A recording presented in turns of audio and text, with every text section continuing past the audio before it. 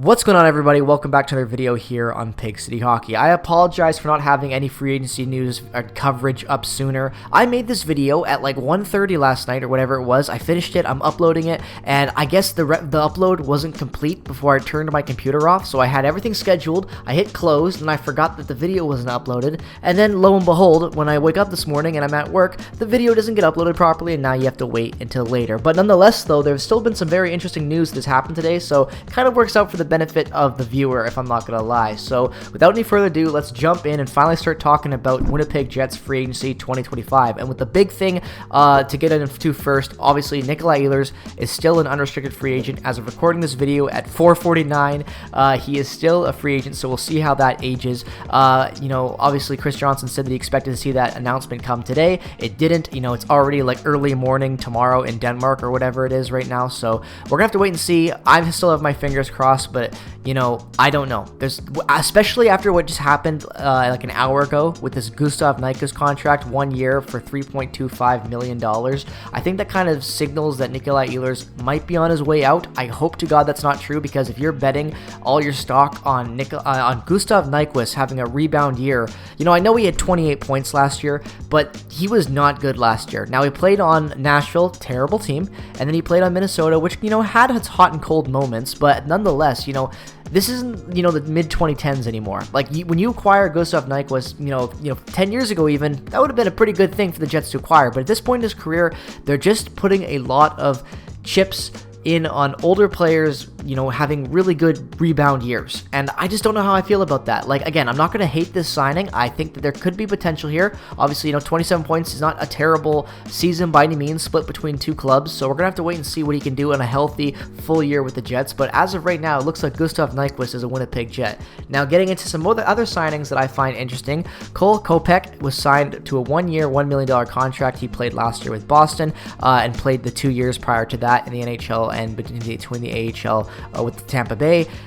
He really got his, NHL moment, though, last year with Boston. He was able to put up 17 points in a fourth line reduced minute role. He never really got an opportunity to really grow his game at the NHL level in Tampa, and last year Boston was not a good team. So for him to be able to come into Boston, make opportunity for himself, find some consistency, and have a decent year, I don't hate this signing. At $1 million, I think this is honestly a pretty fair value contract for the Winnipeg Jets. I think you might be able to even get some upside on this. If not, he's a press box guy or he's a Manitoba Moose guy. But I think that, again, when you look at, $1 million depth, and when you look at all the money that was getting thrown around and some of the other depth signings that were, money given out to depth signings, at 1 year, $1 million for Cole Koepke, I have no problem with this.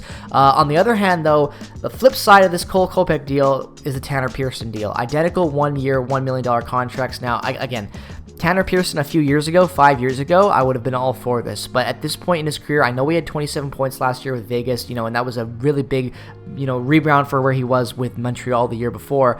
But the Jets are putting a lot of stock in guys having rebound years. This is an older player. You're going to hope that can, build off of what they showed last year and continue that, with 27 points. So you're hoping that you can get a 30-point guy at a Pearson, and you're hoping that, Gustav Nyquist can slot maybe around 40 points for you on the upside, 45 points. The Jets really feel like Billy Beane Moneyball right now. It feels like they're going through the aggregate to find any way they can to replace Nikolai Ehlers. And again, when you look at the contracts given out to other players, like Mason Appleton was just signed today for a $3 million cap hit. I think that Tanner Pearson and Cole Koepke and even Gustav Nyquist on their respective contracts are better than Mason Appleton. I fully stand by that, as well as Brendan Tanev, 3 years, $2.5 million. I like Brendan Tanev. I wasn't opposed to the Jets keeping him if it was a fair value contract for that fourth line. But at the end of the day, when you look at Tanev's numbers, you look at his production, his age, I just don't understand giving out that kind of term to a depth signing, right? So when you look at 1 year, $1 million for Pearson, 1 year, $1 million for Cole Koepke, I think that they're pretty good contracts for the Jets. Like, we're gonna have to wait and see what they can do, obviously, but you know, at the end of the day, I think that this Jets team, you know, really gets a lot out of certain players. You know, they're able to find a way to really get the most out of guys. You know, Scott Arniel and the coaching staff, I think, really cemented themselves with that last year. You know, Rick Bowness started it, but Arniel really kept it going. And, you know, everyone was able to jump into the lineup pretty much at any point and play anywhere, regardless of injuries. And that really felt like the Jets' strong point last year. So we're going to have to wait and see if whether or not Arniel can get Pearson, get Koepke, and even get a guy like Gustav Nyquist, you know, to really rebound. You know, the Jets also went out and made some other signings as well, some depth signings for the Manitoba Moose. My favorite one that they made was signing Philip DiGiuseppe to a 1-year, 2-way contract. I really think this is a great move for the Manitoba Moose. You know, this is a guy that, you know, when it comes to the NHL, could he play for the Jets if there was injuries in the fourth line? Yeah, absolutely. No real problem. But he just won the Calder Cup with the Abbotsford Canucks last year, was a fan favorite in Abbotsford, very, very liked in the room as well. Really important leadership guy on that team, had a really big role with Abbotsford. And again, when you look at the Moose last year, they were dog shit.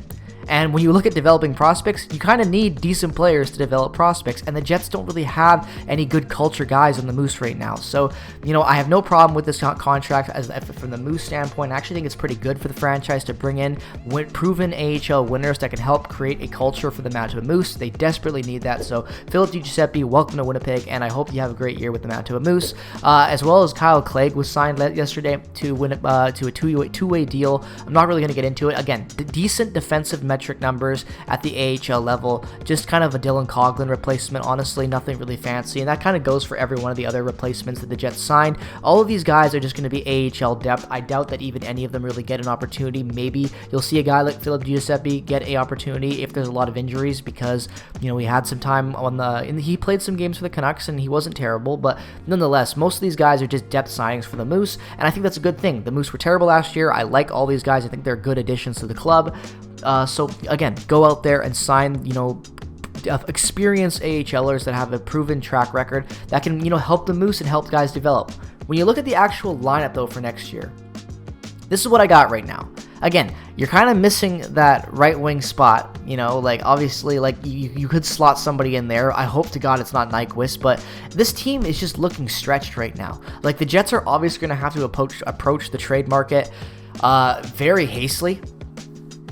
They're going to have to do something to get somebody, because, again, right now, this team to me, and I hate to say it, I hate to be a butt already this early on into the offseason, but I'm looking at these moves, I'm looking at the guys they're plugging in, and more importantly, I'm looking at the blockage that goes in for these young guys like Chibrikov, like a Lambert, you know, like a Jaeger even. Like, do we even see the path to the NHL for them next season when you sign a guy like Pearson, when you sign a guy like Cole Koepke, when you sign a guy like Gustav Nyquist? Like, you're kind of creating a logjam again of experienced veteran depth, you know, over a young guy potentially. Now again, we're gonna have to wait and see. There's a lot. This is all hypothetical. We're gonna have to wait and see what happens. And hell, if Ehlers comes back, then all of these signings on top of an Ehlers signing would be pretty damn good, and I would have absolutely no problem with that. It's just right now I'm looking at everything and gauging it as we don't have Nikolai Ehlers for game one. And if we don't have Nikolai Ehlers for game one, and this is all we have going into the first game of the regular season, and no other real trades are coming, then I'm starting to get a little worried, and I could see this team being a wild card team.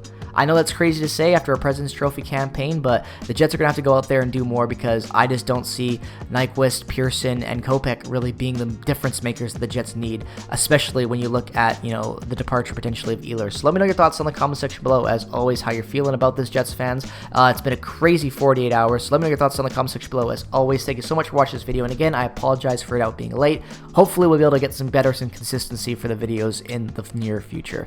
Peace, love, and positivity as always. Go Jets, go, and I will see you all in the next one very, very soon. It'll all be over.